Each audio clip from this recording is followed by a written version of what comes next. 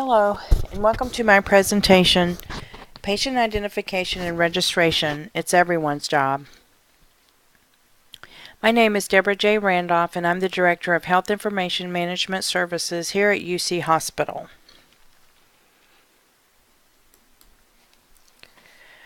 This presentation is targeted mainly at you fine folks who work in patient registration. However, as the title of the presentation suggests, making sure that each patient is correctly identified and treated and documented is a task that falls to all of us. It begins with registration, but then it falls to the caregivers. Ultimately, it's up to the HIM department and the systems people to make sure that you have the right systems to minimize errors in this critical task.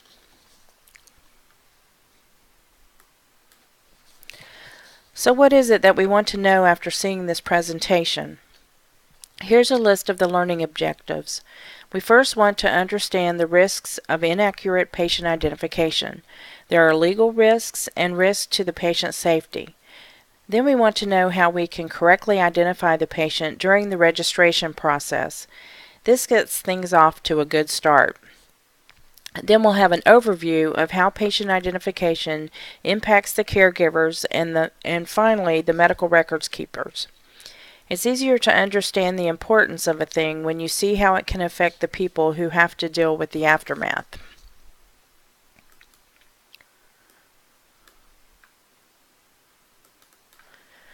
So these are the topics we'll cover in the next few slides. You can see that this list follows right along with the list of learning objectives.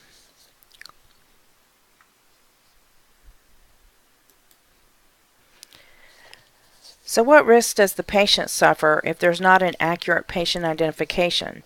As you can see, many very bad things can happen to the patient in that circumstance. He could get the wrong medications.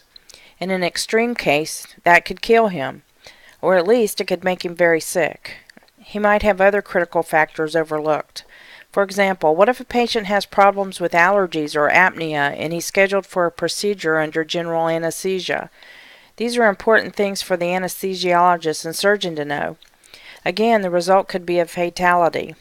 Or what about the extreme case in which a patient gets a treatment or a procedure that he's not supposed to get? He might come in for a tonsillectomy and get a limb amputated. We hear reports in the news from time to time about these kinds of things happening.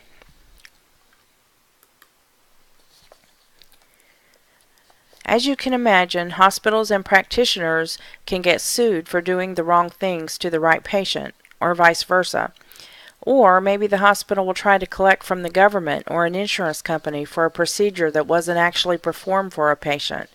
That could be seen as fraud, and it could lead to all sorts of negative repercussions. Finally, the hospital might end up giving a patient's confidential information to the wrong person.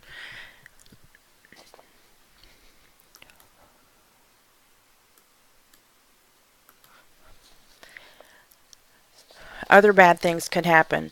The hospital could, because of the wrong patient identification, fail to bill or get paid for services that it supplied. That impacts the bottom line. And finally, if word should happen to get out about these kinds of patient identification mistakes, the hospital almost always suffers some damage to its dignity. People in the wider community could begin to doubt the hospital's competence, and no hospital administrator wants that. Neither do the employees that care about the workplace.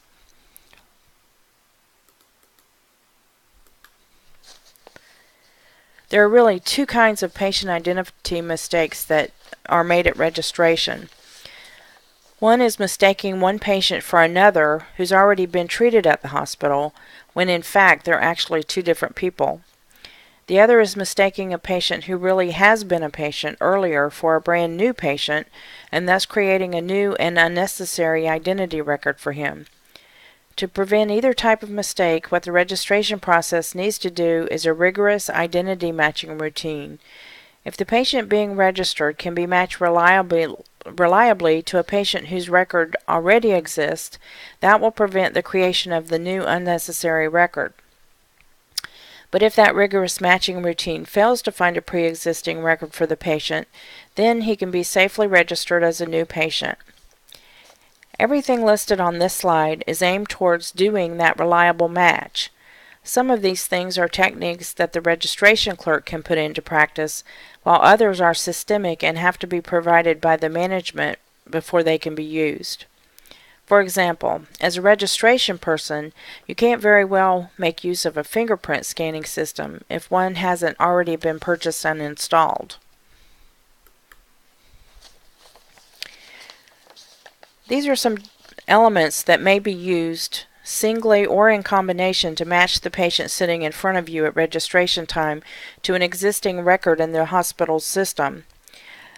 Here at our hospital, we do provide that at least 2 patient identifiers are found before you can say that the patient's been identified. This list may look familiar to you. This is taken from a list of protected health information. PHI is the information which you normally cannot communicate to third parties because it tends to uniquely identify a patient. However, in this case, that's exactly what we need to do. Of course, you can't divulge this information to the person attempting to register, but he can tell you what he thinks it should be, and you can check the database for matches. For example, let's suppose the registrant gives his name as John Smith, and he supplies you with a birth date and his driver's license. In the database, you find an entry for a Johnny Q. Smith with the exact same birth date and the exact same driver's license number. This would probably indicate that John Smith and Johnny Q. Smith are the same patient. At our hospital, we take a picture of the driver's license, which I think most hospitals do, which helps to make sure that identification is correct.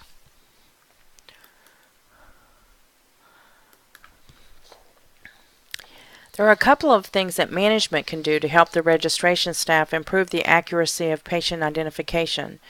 First, training is very important. That's why we're doing this presentation. Secondly, I wish to mention NAHAM, which is the National Association of Healthcare Access Management. They have a couple of certification programs that are designed for people who register patients or the managers of such departments. Part of the body of knowledge for this certification deals with techniques to positively identify patients. This is well worth checking into. Now the things listed here have to do with positively identifying the person when you have him right there with you, such as when you're registering or treating him. Most of the items on this slide apply to caregivers, as we've already covered the registration area pretty thoroughly. However, it's good to know that the entire weight of the responsibility doesn't fall just on the registration area. Remember, good patient identification practices are everyone's responsibility. This slide provides some best practices for patient identification in the medical records area. Since most of you are in registration, this might not seem interesting to you. However, I think it's highly beneficial to understand that the process you start in registration has significant repercussions in other areas later on. I can only conclude that is why I, as Director of Health Information Management, have been chosen to give you this presentation. One thing to note here is the directive to use every possible element of PHI to match up patient records that may have been duplicated. This is exactly the same thing that registration needs to do when it's trying to keep from making duplicate records in the first place. In this case, where medical records is being made to use it, we would assume that the process wasn't used or other mistakes were made back at the registration stage, resulting in the duplicated record. Finally, I have a quote here that's very scary.